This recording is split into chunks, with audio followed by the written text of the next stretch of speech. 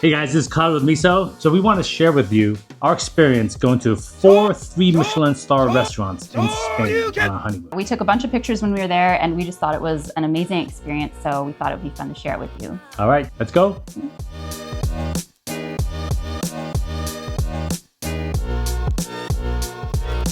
Martín Berasategui is one of the most refined restaurants we've ever been to. We had some of the most elegant and sophisticated dishes we've ever had, and they totally delivered on flavor too. The chef has 12 Michelin stars to his name, and we decided to hit up his San Sebastian flagship restaurant on our honeymoon. I'm a big salad guy, but Martin made one of the best salads I've ever had in my life. I'd have to agree. I like salad, but this was something special. It was absolutely mind-blowing.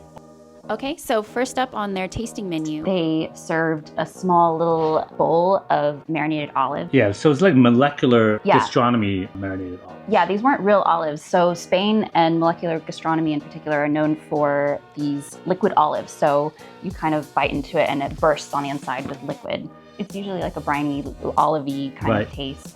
Right, very delicate, it's really fun, but also flavor that just kind of kickstarts the appetite, that little sourness of the olives. Right. All right, so next up we had the shrimp tartare on crunchy beetroot pearl. So it's kind of like a shrimp in like a creamy sauce, and then it was served on a little crispy taco shell. And I think it was made out of beets. That's so much flavor. Yeah. It just like mixed with that strong beet flavor, a little bit of smoked salmon, and then that shrimp and the cream just covering it. And you can just taste from that first bite how much skill is involved. Right?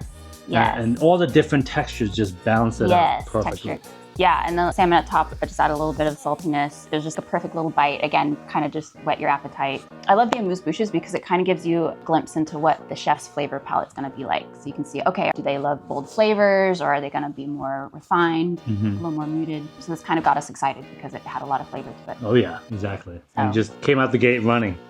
Okay, so next up, this was another small dish. This was 2 components. So the spoon, this was really cool. This was actually the chef's take on a classic San Sebastian pincho dish, which is usually it's a skewer of anchovy, chili pepper, and olive, and you just kind of eat it like that.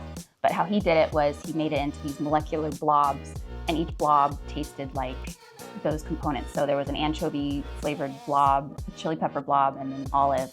And you just took the spoon, put it in your mouth, ate it, and it burst with those flavors. Oh, yeah. It was really, really cool. Just all those, just think about how strong each of those components are. Right? All the combined in one spoonful, just boom, just one bite, explodes. So it was really incredible. Cool. And then accompanying it, it's got the tuna tartare surrounded in this gelatin caper soup. What's unique about it is the gel, although it's translucent, it actually bursts with caper flavors as you mix it with the tartare. It's super surprising. Okay, and then next up, they served this gazpacho with marinated olives. And again, these were the molecular olive.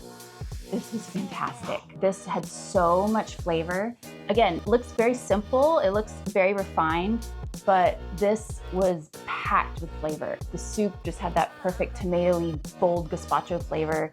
I think underneath they had some other components, and then on top, obviously, he included the 2 marinated olives, and of course, once you bite into those, exploded with flavor. So there's a certain level of refinement and subtlety to the flavor, but also boldness that he's able to take a simple dish like a gazpacho and put his signature on it. And also elevating a classic pinchos dish. So yeah, this was amazing.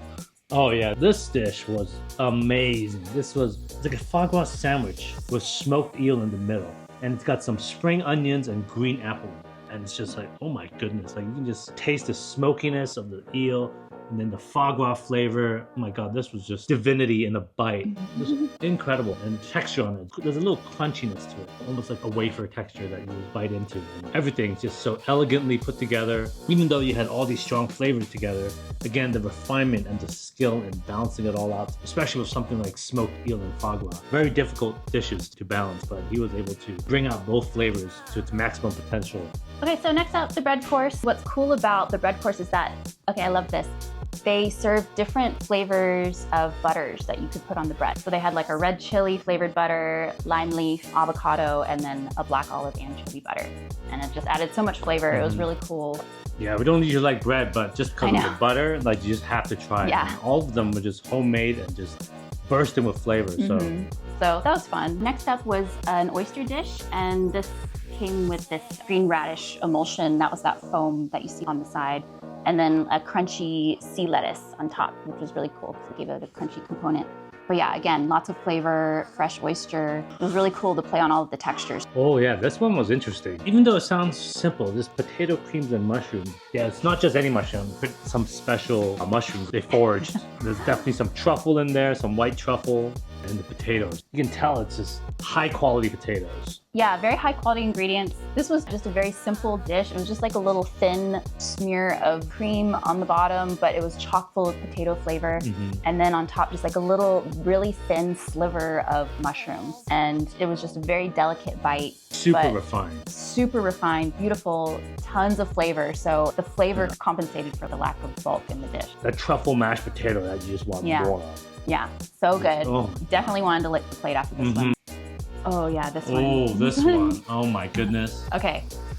When they brought this to our table and they put it down, it's like, okay, salad. Yeah. Salad course. Like, okay, salad. You know, it looks like some lettuce on a plate. Yeah. Maybe a couple of shrimps dropped on there. But let me tell you, this was unbelievable. This had literally the best salad ever. This is probably the pinnacle of all You would never salads. guess looking at it. Starting from the shrimp, they start with scarlet prawns. Yes. So those who don't know, scarlet prawns are local to, I guess, Europe. Something about their flavor profile, their head, called the head cheese. Oh my God, it's just packs such a punch. And then the flesh of it is very soft and very delicate. tender, silky. But super flavorful. And you can see here he served the shrimp sashimi style, so you can enjoy that silky texture. And you have these dollops of cream. And you can see the orange ones, he turned that head cheese that you were talking about into little dollops of seafoody flavor as you're eating through. And you also got the green dollops in there, which is cream of lettuce. Yeah. And you'd be surprised how much flavor you can make concentrated lettuce. It balances that shrimpiness perfectly. Yes. And then the surprising part of this, everything is served on top of this really thin, clear layer of gel at the bottom of the plate. This was, I guess, supposed to be the salad dressing component. So this gel actually was super flavorful. So as you ate the salad, you scooped up the lettuce and you got a bite of the shrimp and the little dollops of head cheese, and then you scooped up some of that clear gel. It just added so much flavor. And that's what's anchoring the whole dish with all the seafood flavor. It's almost like a seafood soup base. Yeah. That's in the clear gel. This was fantastic. Probably the most creative salad I've ever had. Yeah, the pinnacle of all salads. All right, so next we had the hake in a pilpul sauce, which is a garlic, chili, veggie, creamy sauce. So hake seems to be like a local fish that seems to be pretty commonly served there. To be honest, it's okay. Nothing special about the fish. Yeah. It's like a normal white fish. But a lot of the restaurants we went to featured it. If I remember correctly, the sauce actually had kind of like a subtle, delicate flavor. And because the fish was so subtle, it paired really well together. Right. It was just very light and very beautiful and not just heavy. super refined, yeah. Super refined flavors. So this was lovely. Okay, this next one was like a clam ceviche on some watercress and broccoli. And it had a little bit of coconut. You see the white there. The sauce, I think, on the bottom was a watercress. But again, it didn't overpower the flavor of the clams. Kind of nice, delicate, refined flavor. So this was another kind of nice light dish. Oh yeah, this next one, this carpaccio, the scarlet prawns again, this red shrimp. Yeah, this was really good. Oh, and that foam, oh my God, that foam had so much flavor. Oh yeah. Well, basically what you see there on the bottom is the carpaccio of the scarlet prawn. So it's like really thinly sliced, just laid out in a layer. It's topped with this anchovy foam that has tons of flavor, sardines on the side. So it's just, this was really, really good. The freshness of the scarlet prawn all together, it was amazing. Yeah, just like a symphony of flavors just hitting you. Oh, and this is really good. This is their langoustine dish. Langoustine is kind of like a cross between like a shrimp and a lobster. Very delicate shrimp flavor. Very popular in Spain. So this came out and it was beautiful. Again, just lightly grilled, very tender in the middle.